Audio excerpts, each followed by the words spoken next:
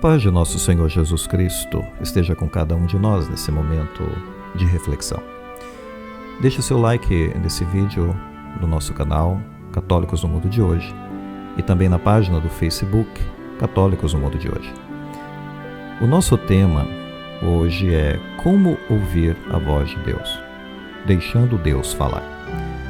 Muitas vezes, quando estamos preocupados, ansiosos ou sobrecarregados com as exigências da vida, queremos que Deus fale conosco, nos dê uma luz e nos oriente. Mas aprender a ouvir a voz de Deus não é algo que acontece da noite para o dia, principalmente em nossa cultura, com muita surdez espiritual. Por isso, muitos recorrem aos horóscopos no desespero, tentando entender o que as estrelas dizem sobre seu futuro. Mas o certo é, ao invés de olhar para as estrelas, devemos procurar o Criador das estrelas. Portanto, a boa notícia é que Deus quer se comunicar conosco, e nós, como filhos, podemos ouvi-lo. Deus quer comunhão conosco. É como se fosse uma mão dupla. Ele fala e nós escutamos. Nós falamos e Ele escuta. Mas devemos desenvolver algumas atitudes para sermos capazes de ouvir a Deus. Primeira atitude: desenvolvamos um relacionamento com Deus.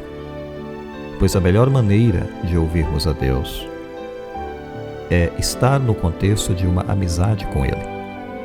Não podemos procurá-lo somente quando precisamos de algo. Muitos de nós perdemos a audição do que Deus nos fala, porque o procuramos ocasionalmente, geralmente quando estamos passando por uma crise ou tendo que tomar uma decisão importante. E são nesses momentos que começamos a nos perguntar como ouvir Deus, ou a nos perguntar por que não somos capazes de fazer. Não precisa ser assim. Deus quer que o ouçamos, mas precisamos nos concentrar em desenvolver um relacionamento com Ele que nos capacitará a ouvi-lo regularmente. Segunda atitude: reconheçamos que Deus se comunica de várias formas. É verdade que na Bíblia Ele se comunicou de maneiras dramáticas, como por exemplo através de visões, de anjos ou eventos milagrosos. Porém, com mais frequência, nós ouviremos Deus falando através de nossos pensamentos, pela prática de coisas simples como ler a Bíblia, orar em silêncio, ou mesmo através das circunstâncias que nos advêm, ou quando procuramos o conselho de cristãos sábios para compreendermos sua vontade em nossa vida. Terceira atitude: ter um coração humilde, pois Deus se revelará àqueles que o buscam humildemente.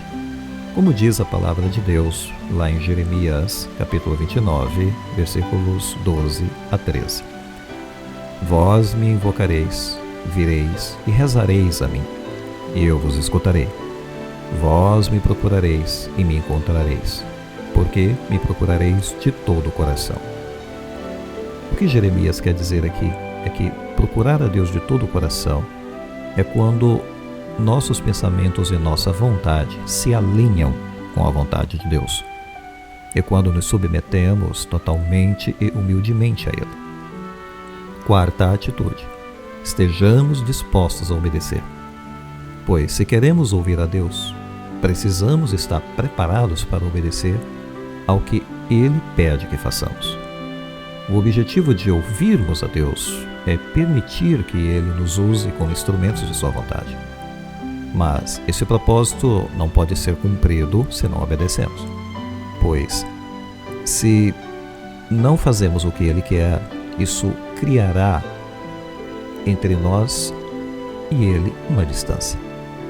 E quanto mais se afasta de alguém, mais difícil fica ouvi-lo.